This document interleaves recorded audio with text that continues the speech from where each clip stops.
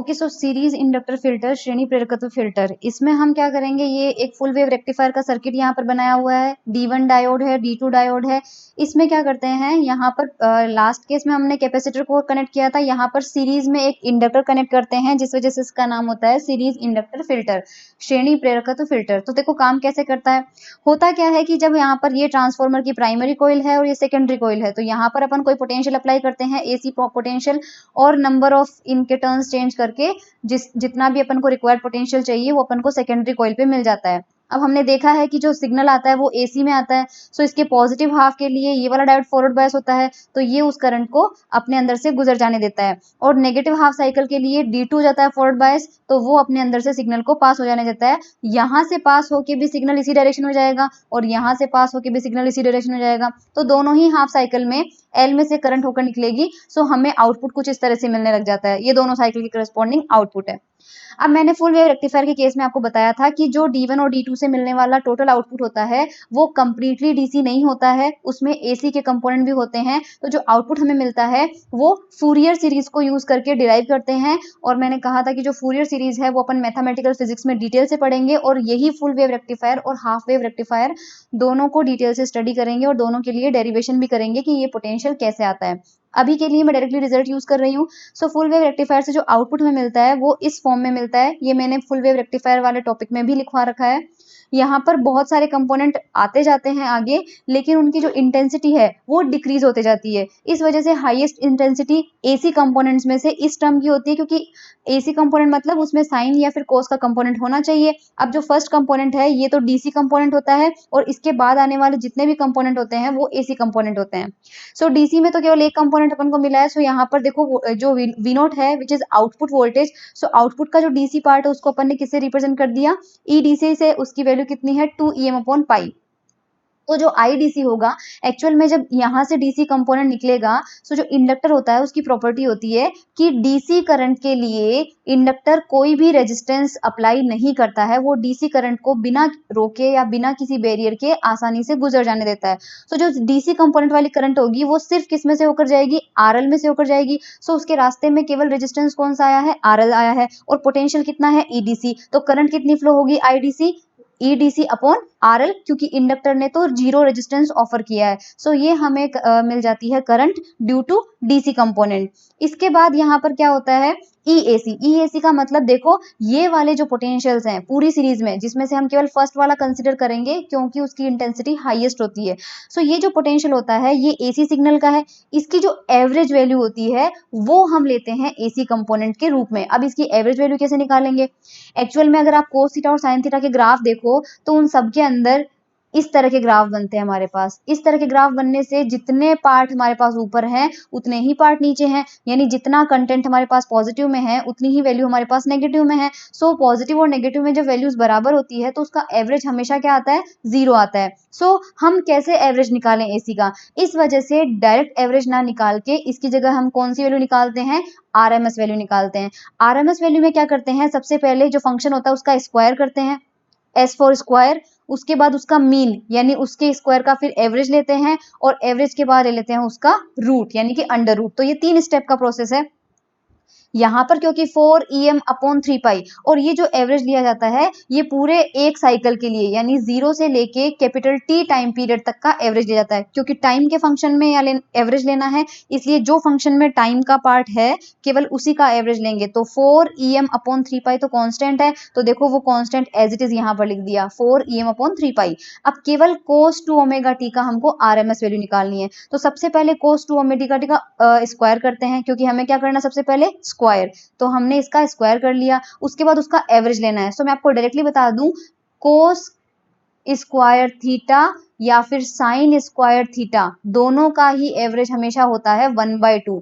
इसके अलावा simple cos theta और सिंपल साइन थीटा का एवरेज होता है 0। इसका तरीका भी है, आप निकालना चाहे तो ये फंक्शन निकाल भी सकते हैं। एवरेज निकालने के लिए क्या करते हैं, 1/t यानी पूरा टोटल टाइम, और यहाँ पर cos square omega t dt। इस ये एवरेज निकालने का फॉर्मूला, ये स्क्वायर का एवरेज निकलेगा, बाद में इसका अपन को रूट करना है। सो ये कोस स्क्वायर का जिस भी फंक्शन का एवरेज निकालना होता है उसको हम क्या करते हैं, ये जनरल फॉर्मूला है, जैसे अपन ने निकाला था, आई थिंक पहले भी निकाला हुआ है। कोई भी फंक्शन आपके पास है उसका एवरेज निकालने का तरीका होता है ये। सपोज वो एफ टी का फंक्शन है तो F T D T 1/t, तो यहाँ पे अगर आप रखेंगे कोस स्क्वायर ओमेगा टी, या हमें 2 ओमेगा टी रखना है, सो कोस स्क्वायर 2 ओमेगा टी रखेंगे और उसको सॉल्व करेंगे और ये लिमिट्स पुट करेंगे तो हमारे पास आंसर आ जाएगा इसका 1/2। कोस स्क्वायर थीटा, अगर थीटा टी का फंक्शन है, या साइन स्क्वायर थीटा, दोनों का ही एवरेज हमेशा आता है 1/2। सो हमने स्क्वायर किया, फिर उसका एवरेज लिया, एवरेज आया 1/2, और 1/2 का फिर अंडर रूट लेना है, तो वो क्या हो जाएगा 1/√2। तो ये यहाँ पर आ गया 1/√2। ठीक है, तो हमने AC कैसे निकाला है, जो AC कंपोनेंट है उसकी RMS वैल्यू हमने निकाली है। सो IAC क्या हो जाएगा, अब देखो AC कंपोनेंट के लिए रेजिस्टेंस केवल RL तो होगा ही होगा, लेकिन साथ में जो इंडक्टर होता है वो DC करंट के लिए कोई भी रेजिस्टेंस ऑफर नहीं करता है, लेकिन AC करंट जो आती है उसके अंदर वो रेजिस्टेंस ऑफर करता है। और L का जो रेजिस्टेंस होता है, जिसे कि हम इम्पीडेंस बोलते हैं, प्रतिघात बोलते हैं, वो हमें पता है कितना होता है, J ओमेगा L। तो इसका जो रेजिस्टेंस होता है वो कितना होता है, ओमेगा L रेजिस्टेंस ये ऑफर करता है। सो यहाँ पर सीरीज में जुड़े हुए हैं L और RL, हमारे पास क्या है सीरीज में, तो सीरीज में जो रेजिस्टेंस होते हैं वो ऐड होते हैं। सो ऐड करेंगे तो RL plus J omega L। अब क्योंकि ये कॉम्प्लेक्स क्वांटिटी है, यानी कि x प्लस आयोटा y, ये कॉम्प्लेक्स क्वांटिटी है, तो इसका स्क्वायर कैसे लेते हैं, इसका मोड स्क्वायर लेते हैं, और x प्लस आयोटा y का मोड का स्क्वायर कितना होता है,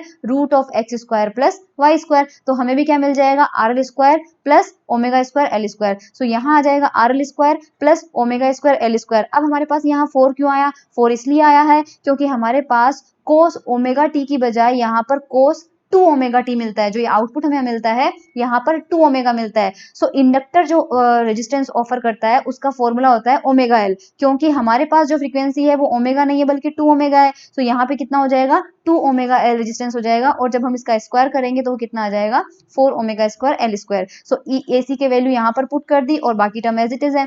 रिपल फैक्टर हम जानते हैं IAC अपॉन IDC होता है। सो IAC हमने अभी भी निकाला है और IDC हमने ऊपर निकाल चुके हैं। दोनों को सॉल्व करेंगे, जो टर्म्स कैंसिल आउट हो रहे हैं उनको कैंसिल करेंगे, और अगर हम ओमेगा एल को बहुत ज्यादा बड़ा ले लें एज कंपेयर टू RL, तो हमारा रिपल फैक्टर जो है वो इस एक्सप्रेशन से रिड्यूस होके, क्योंकि इस यहाँ पर जो है इस RL को 0 मान सकते हैं क्योंकि वो बहुत छोटा है, और 4 ओमेगा स्क्वायर एल स्क्वायर की जगह कितना आ जाएगा, 2 ओमेगा एल। सो यहाँ पर हमारे पास इसकी जगह बच जाएगा 2 ओमेगा एल, फिर यहाँ पर इस 2 से और ये 2 मिलके 4 हो गए, ये इस 4 से कैंसिल आउट हो जाएंगे, EM से EM कैंसिल आउट हो जाएगा, पाई से हमारे पास यहाँ पर पाई कैंसिल हो जाएगा, रिमेनिंग रिपल फैक्टर ये बचता है 1/3√2 को हम न्यूमेरिकल वैल्यू में कन्वर्ट करें तो रिपल फैक्टर का आंसर आता है ये। तो ये सीरीज इंडक्टर फिल्टर का कंसेप्ट है।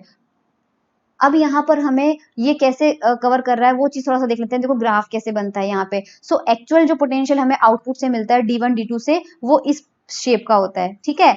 अब फेराडे और लेंज लॉ अगर आपने पढ़ा हो तो उसमें ये होता है कि जब भी इस इंडक्टर में से कोई करंट इंक्रीज या फिर डिक्रीज हो रही होती है तो इसके अंदर EMF, इलेक्ट्रोमोटिव फोर्स, विद्युत वाहक बल जनरेट होता है, जो कि उस कारण का विरोध करता है जिसकी वजह से वो जनरेट हुआ है। तो जब इसके अंदर करंट इंक्रीज हो रही होती है तब ये L उसको कम करने की कोशिश करता है, और जब इसमें करंट डिक्रीज हो रही होती है तो ये उसको बढ़ाने की कोशिश करता है। तो होता क्या है हमारे पास, देखो शुरुआत में ये एक्चुअल हमारे पास सिग्नल मिल रहा है हमें, इसको नीचे समझते हैं थोड़ा सा।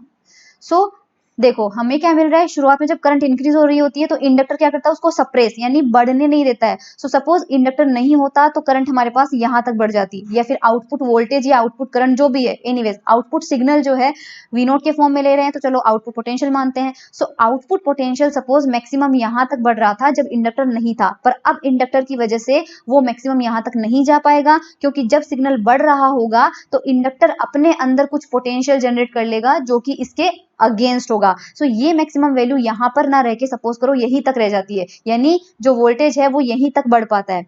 अब यहां पर वो चलता रहेगा, ठीक है। उसके बाद मैक्सिमम वैल्यू के आने के बाद जो सिग्नल होता है वो क्या होता है, डिक्रीज होता है, होने लग जाता है। सो जब वो डिक्रीज होने लग जाता है तो जो इंडक्टर है वो अपने अंदर ईएमएफ इंड्यूस कर लेता है, और क्योंकि उसको पता है कि पोटेंशियल डिक्रीज होता है तो वो उसको बढ़ाने की कोशिश करता है। इसलिए जब यहां से वैल्यू नीचे जा रही होती है तो ये इसको नीचे भी नहीं जाने देता है बल्कि कांस्टेंट बना के रख लेता है। सो इस वजह से जो हमको आउटपुट मिलता है देखो वो काफी हद तक डीसी जैसा दिखेगा। ये देखो जब ये इंक्रीज होने वाला पार्ट है यहाँ से यहाँ तक, सो इंक्रीज होता है तो वो उसको डिक्रीज कर लेता है, और जब डिक्रीज होता है तो वो उसको इंक्रीज कर रहा है, फिर देखो ये इंक्रीज हो रहा है तो वो इसको डिक्रीज कर रहा है। तो एग्जैक्ट सीधी लाइन तो हमको नहीं मिलती है, क्योंकि फिर भी फ्लक्चुएशन तो थोड़े बहुत होते रहते हैं, थोड़े बहुत फ्लक्चुएशन यहाँ पर हमें मिल जाते हैं, क्योंकि रिपल फैक्टर हमको जीरो नहीं मिला। जब तक रिपल फैक्टर का मतलब होता है जो सीधी लाइन है डीसी के उसके ऊपर नीचे फ्लक्चुएशन कितना हो रहा है, तो हमने देखा कि वो हमें बिल्कुल तो जीरो नहीं मिल रहा है इसलिए, लेकिन फ्लक्चुएशन इतने ज्यादा नहीं होंगे